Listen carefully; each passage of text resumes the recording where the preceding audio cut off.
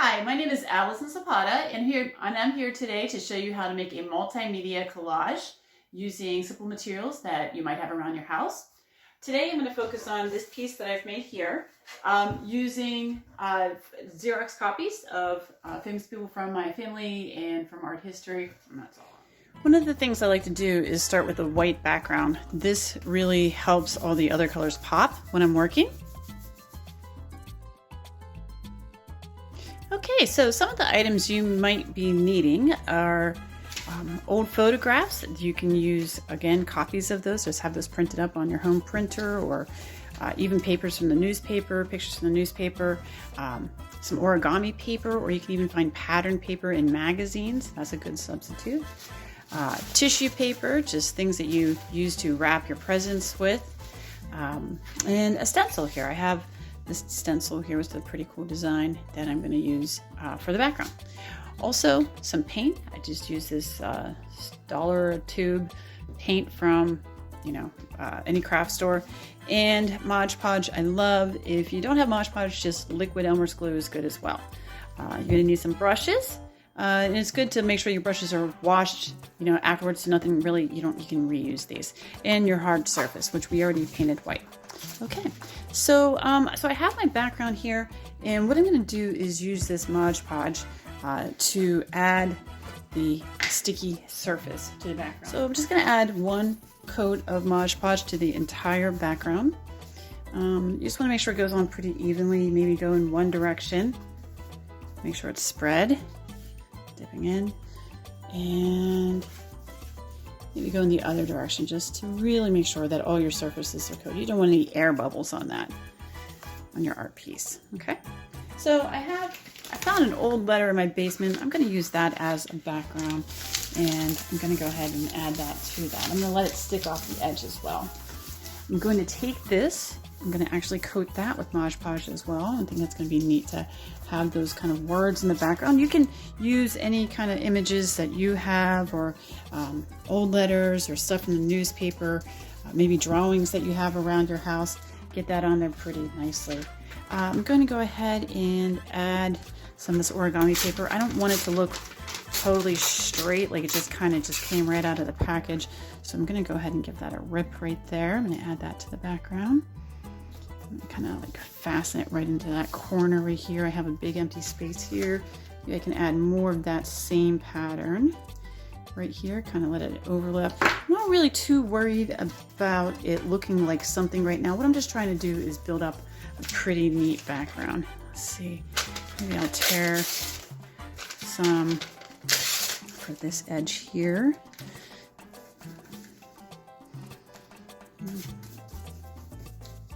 I want it to kind of fit in that corner so it's not overlapping the edge.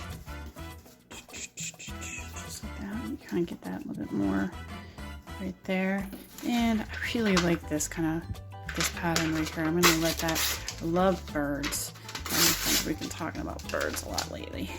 I'm going to let that kind of go right over that. I don't want this kind of sharp edge. Again, I'm going to just kind of bring that right through that right there.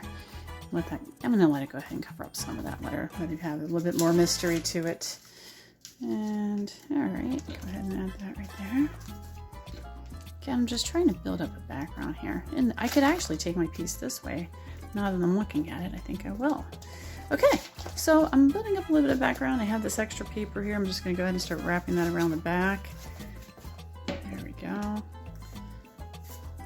I move pretty quickly when I'm working on these pieces because the glue will dry really fast. Okay, now I want to layer in a little bit of a like a coat over top of this.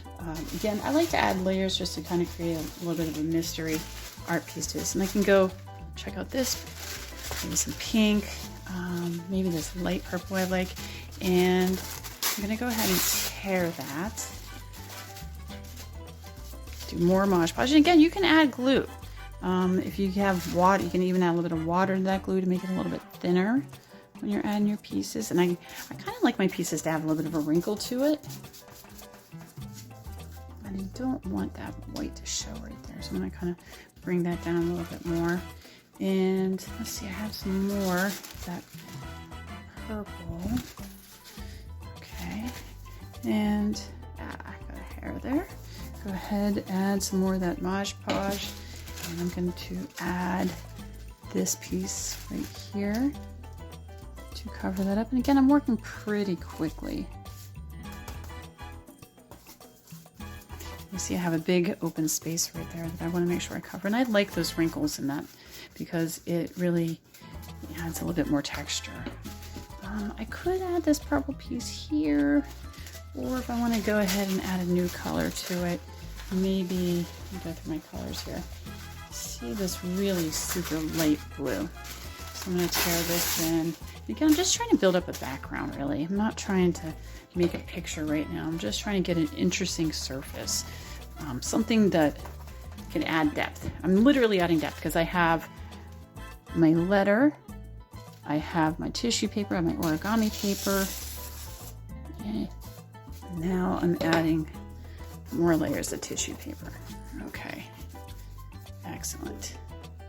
All right, now what I'm gonna do is take that and give this a second to dry. Okay, now I have my art piece pretty well set up with a nice background. I'm going to kind of add a couple more layers here to it. I have this really great stencil. I just adore this thing. And what I'm going to do is put it on there, right about there, so it could take up like half the space. I don't want to put the whole thing on there. And what I'm going to do is take this spray paint can, and I have gold. Give it a good shake and add it to this piece.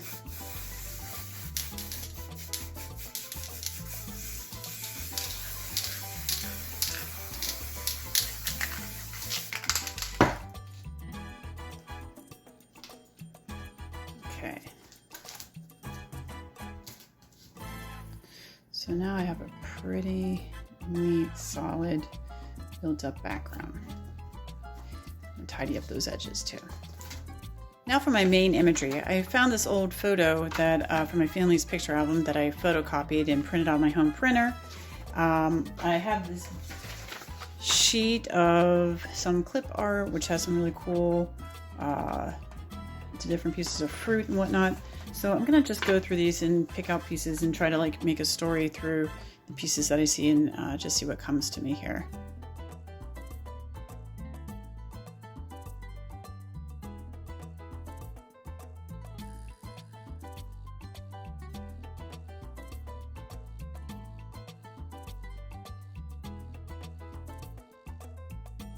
Okay, so I cut out my shapes here, and I think they'd add pretty neat designs to the background, some fruit.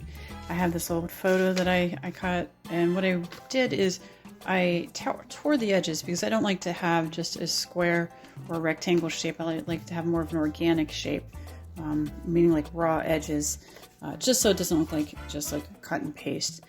So next what I'm going to do is add a little bit more of a stamped background. Over here I have some tin foil that I use as a palette, and I'm going to add a little bit of Mod Podge to that, just some clear to it, mix it up because I don't want it to be just straight white. I want it to have like a little bit more of a opaque shape or color to it. And actually before I do that, I'm going to add some color to this background.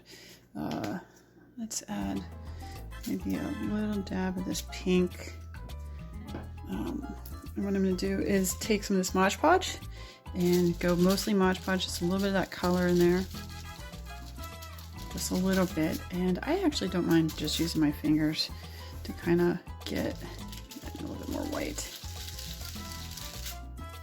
And just try to add like a little bit more of a smoky finish to the edges of it. Again, I like to try to build up layers. I let that go right into that pattern that I created there with the stencil. I think that's looking pretty good. A little bit more white to it. It's a little bit too much for my taste, but I'm getting it to blend out a little bit.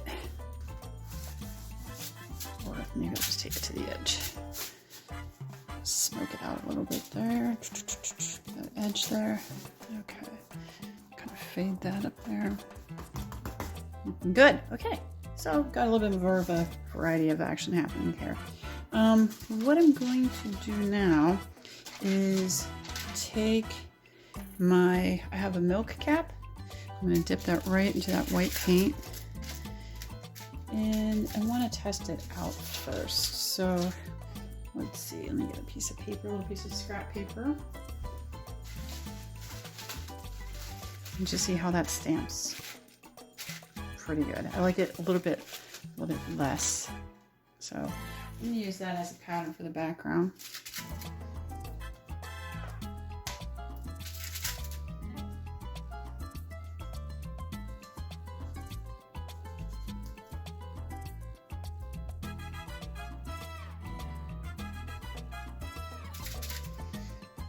Maybe I'll come up here with that.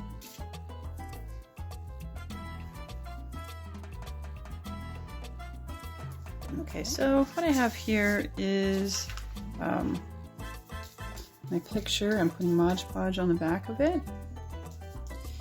And I'm going to put that towards the bottom. I decided to line everything up vertically on this piece here. So this will go down here. Okay, so I have this green here. And I'm going to use a small brush for that space. I'm going to use a lot of, I did not want to use that white. I'm going to use the Mod Podge, mostly, and a dot of this green. I mean a dot, just a little bit, because it goes on so strong. Like that's almost too much. You can see, like I want it to be pretty thin.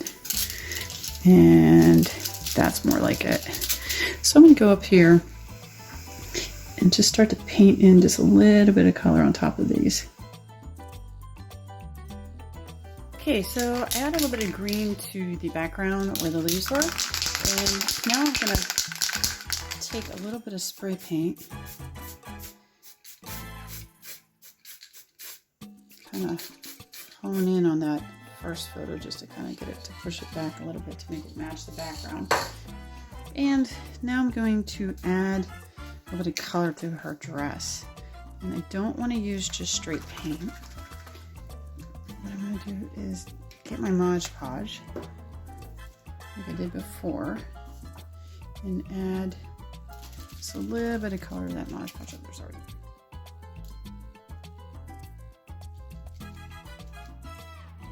I'm trying to create a tint. I'm going to use the paint on that dress just to kind of like antique it, to make it have just a little bit of a faint hint of color. That's almost too much there. Let's see if I can pick a little bit of that up. Okay, continue here.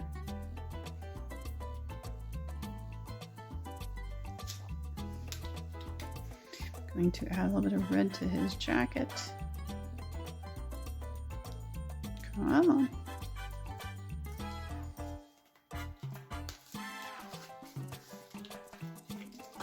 Just gonna dip my brush right in there. And again, I just need a little bit. I don't want it to look like red paint. I don't want to just see red paint. Really what I want to do is tint it so that you can kind of see and still see the picture behind it. That's almost still too much. Just want to still see the picture behind it. Again, it's just tinting. You're not trying to make it look like you're like putting the plastic wax over top of your picture. You still want to see that picture. You want the picture to be the strongest point.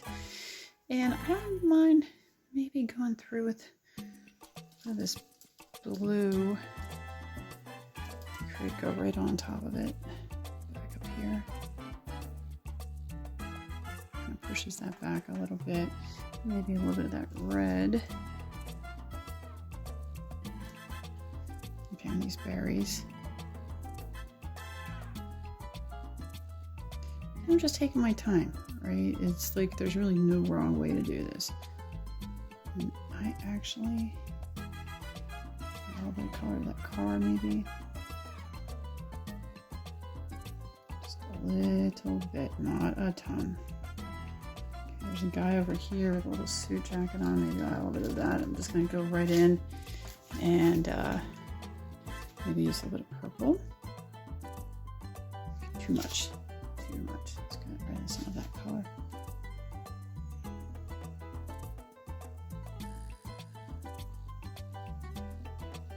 Okay.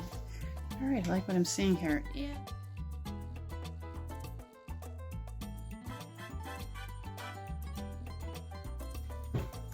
Okay, so I hope you enjoyed today's video on how to make a multimedia collage. This is just a few techniques just to get you started on your own piece. Again, use what you have around your house. Think about using your entire paper or your entire surface. Build up your backgrounds using different types of paper. Don't forget that you can use the Mod Podge to create painted tints and layers. Spray paint's good. You don't have it, that's fine. Just work with what you have. Again, I like to use pictures that are something that are meaningful and kind of creating stories with the how the images kind of work with each other. It doesn't have to be an exact story. It could be metaphorical, or even just have a let the person that's viewing your art kind of fill in the gaps. You know, have a little mystery to your art piece. So hopefully this was helpful, and thank you so much for watching. All right, have a great day.